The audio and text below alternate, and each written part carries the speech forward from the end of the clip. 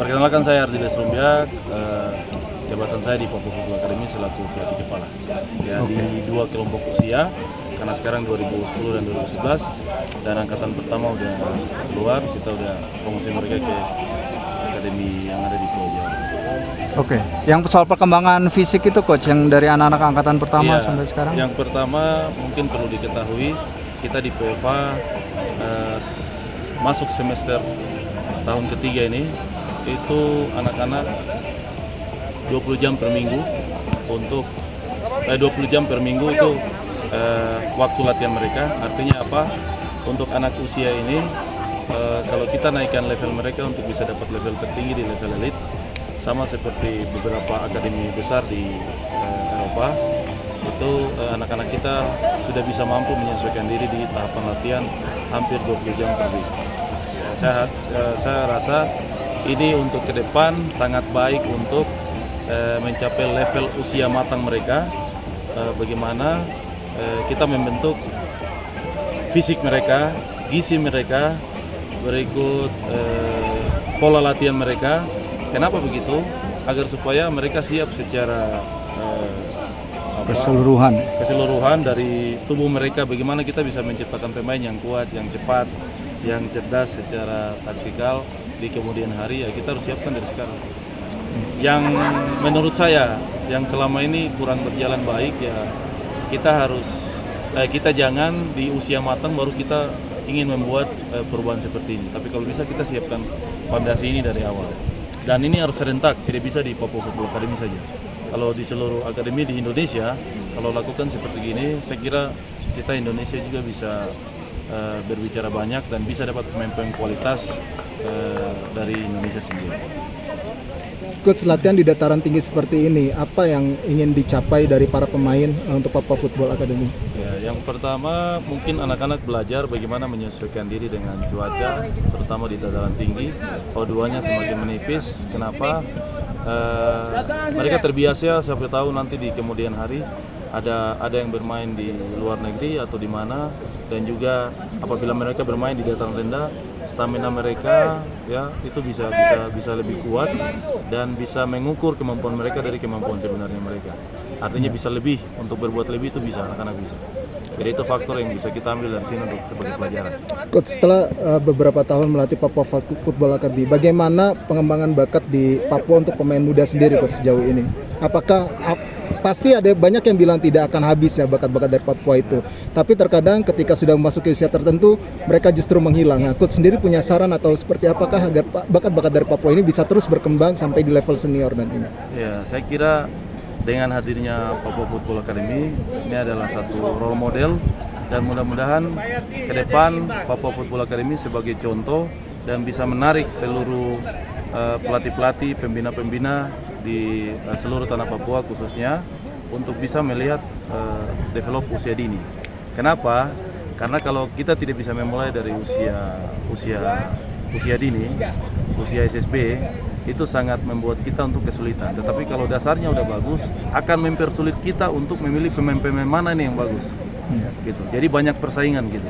Ya, otomatis ke depan di Papua sendiri akan banyak mendapatkan pemain-pemain berkualitas dan juga punya talenta yang bukan dalam jangka pendek tapi jangka panjang, 5-10 tahun ke depan. Saya kira itu salah satu tolak ukur yang harus bisa dilihat ke Papua Football Academy saat ini yang memasuki tahun ketiga. Dan kita di Papua Football Academy membuka diri untuk siapa saja pelatih atau pembina bisa datang belajar untuk kita sama-sama kembangkan sepak bola di tanah Papua, terutama untuk Indonesia.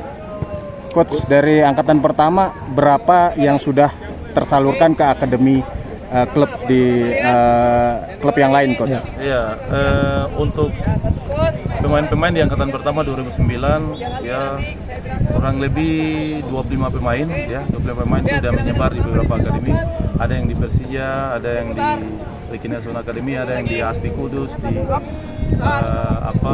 Asifa, dan juga ada beberapa yang sudah bermain di Elite Pro. Sedangkan yang tidak sempat mendapatkan kesempatan untuk ke sana, kita perlu tahu juga bahwa di PFA ini kan ada 3 indikator penting. Bina karakter, pendidikan, baru sepak bola. Kenapa saya tidak bilang sepak bola pertama? Karena kalau karakternya baik, otomatis pendidikannya baik, dan pasti kita akan dapat pemain-pemain berkualitas karena udah mampu secara karakter dan secara mindset. Kalau pendekatan klub-klub itu terhadap siswa-siswa PFA bisa cerita coach gimana ininya prosesnya? Ya, kita pertama membuat satu program showcase di 2 tempat berbeda, di Surabaya dan di Jakarta. Kita undang beberapa akademi terbaik di Indonesia, yang swasta maupun yang biasa, ya, untuk bisa melihat apabila ada yang berminat, dan puji Tuhan sebagian besar berminat. Disitulah kita support dengan data mereka yang selama mereka di Papua Football Academy untuk menunjang pelatih-pelatih atau akademi selanjutnya untuk bisa melihat dan mempertahankan, bahkan bisa membantu untuk mempromosikan mereka lebih ke level atas. Kalau nasihat coach terhadap para pemain itu yang dilepas ke klub-klub itu apa coach? Jangan pernah rasa puas dan bosan untuk mau berbuat sesuatu yang lebih. Karena kalau kita merasa cukup saat ini, berarti kita tidak akan pernah mencapai level tertinggi. Coach sekarang sudah memasuki tahun ketiga, angkatan ketiga. Dukungan PT Freeport sendiri gimana coach? Yang pertama, puji Tuhan, kita semua sangat bersyukur PT Freeport Indonesia bisa membantu kita di Papua Football Academy, terutama untuk program pembinaan, ya, dari segi karakter. Bukan hanya itu pendidikan sepak bola, tapi juga yang utama di sini kita bisa membantu mereka untuk melihat perkembangan gizi mereka. Karena kita tahu di Indonesia, khususnya di Papua, menurut saya pribadi gizi anak-anak Papua sangat kurang. Dan dengan hadirnya PT Freeport Indonesia bisa memberikan support yang besar dan bisa memberikan ruang untuk kita bisa lebih leluasa untuk develop anak-anak dan bisa mengembangkan anak-anak untuk bisa berkembang ke level tertinggi, tetapi dengan gizi yang baik, dengan kesehatan yang baik, dengan kemampuan sepak bola, karakter, dan pendidikan yang baik.